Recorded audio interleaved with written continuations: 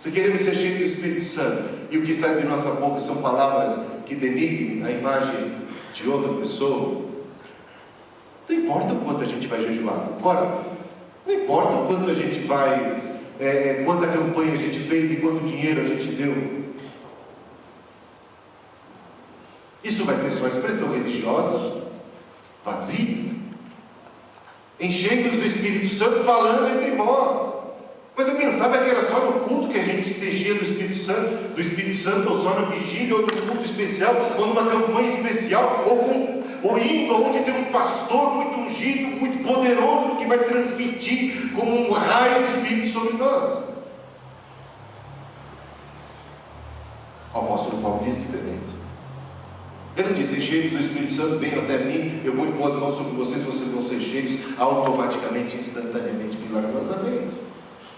Ele diz: enchei-vos do Espírito Santo, falando entre vós, nossa comunhão, falando entre vós não apenas na igreja, mas falando entre vós em casa, onde quer que a gente esteja. O nosso ambiente de trabalho também conta. Deus não faz diferença alguma entre isso, aquilo que nós muitas vezes julgamos como a nossa área da vida, que é espiritual, e a nossa área da vida, que é secular. Isso é coisa da nossa cabeça. Para Deus tudo é espiritual, ou tudo devia ser espiritual. Tudo conta, tudo importa. Então importa como marido e mulher conversam, importa como pais e filhos se amam, importa como os irmãos se entendem, como os vizinhos resolvem suas dificuldades. Importa muito isso de falar entre nós. Nos enchemos do Espírito Santo falando. Mas falando o quê? Falando entre nós, em salmos, hinos e cânticos espirituais. Ou seja, falando coisas que edificam.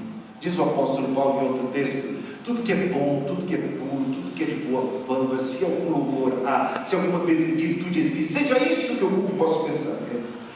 E a boca fala do que o coração está cheio. A boca fala do que o pensamento está na nossa mente. O que é que está ocupando o nosso pensamento? Então, primeiro passo, nossa comunhão, nosso relacionamento. Segundo, hinos e cânticos espirituais. É a nossa adoração, é o nosso coração celebrando, é o nosso coração cantando. Como é que você acorda de manhã?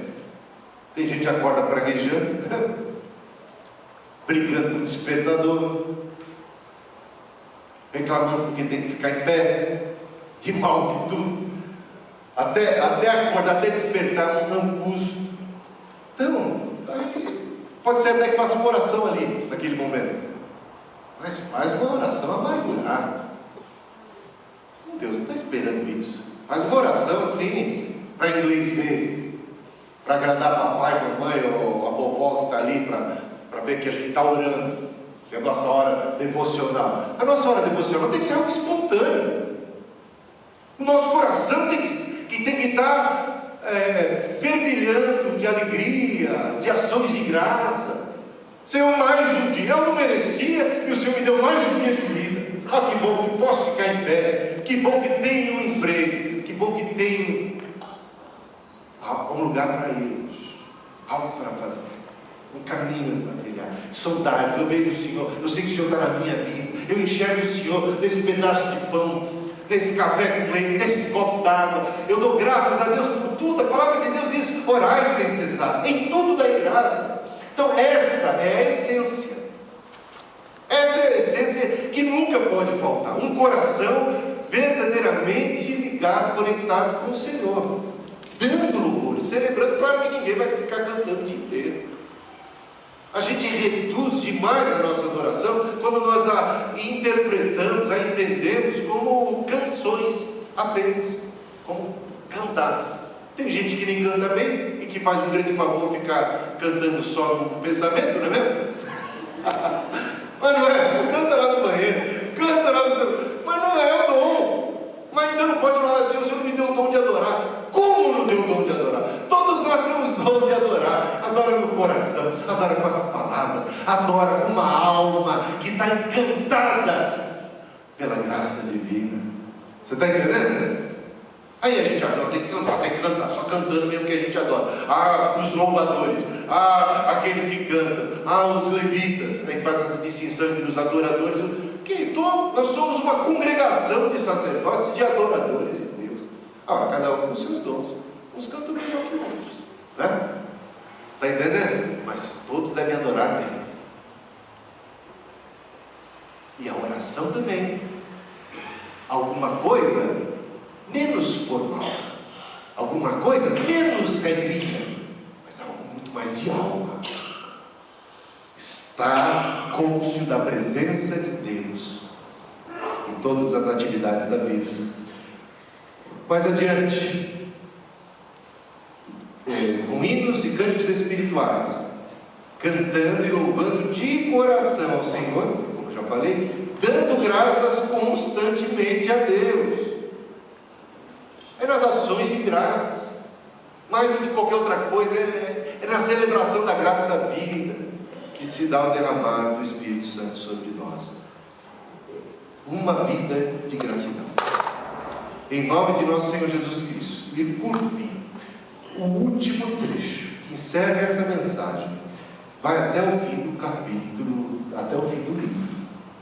Olha o que ele diz aqui: sujeitem-se uns aos outros por temor a Cristo.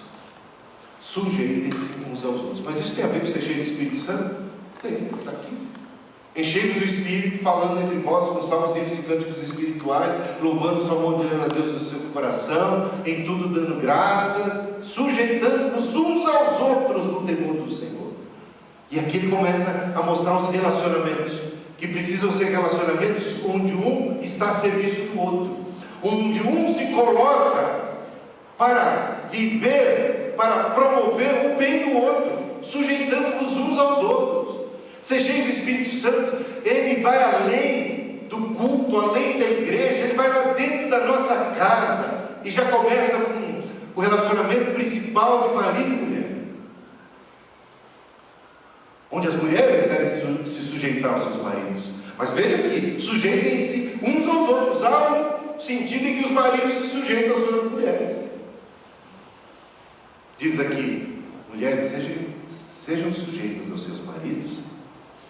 Maridos, amem as suas mulheres como Cristo as amou a igreja e entregou a si mesmo, deu-se para promover o bem-estar da igreja. Não foi assim que o nosso Cristo fez?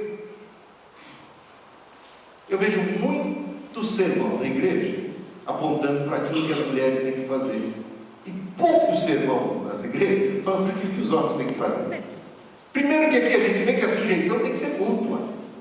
Sujeitem-se uns aos outros.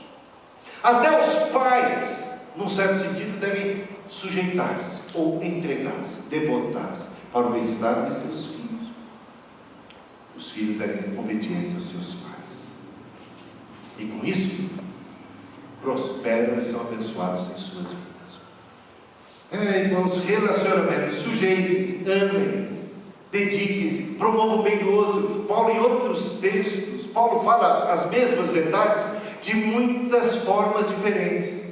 Em outras epístolas, a gente vai ouvir Paulo falando assim: ninguém busque o que é propriamente seu, não seja egoísta, busque o bem-estar do outro, coloque o outro em primeiro lugar. Jesus disse: faça aos outros aquilo que gostaríamos que os outros fizessem a nós. Isso significa sujeitar-se uns aos outros. É a lei do querer bem, é a lei do tratar o outro da mesma maneira como gostaríamos de ser tratados, é nos colocarmos no lugar do outro e tratarmos o outro com dignidade, com respeito e com amor. E aqui tem até palavra em relação a trabalho. Naquela época havia escravidão. Paulo não era a favor da escravidão. Já leram a epístola de Paulo a Filemon? Uma epístola revolucionária, que mostra que Paulo era contra a escravidão. Mas só que a escravidão era uma realidade. Existe o ideal e o real.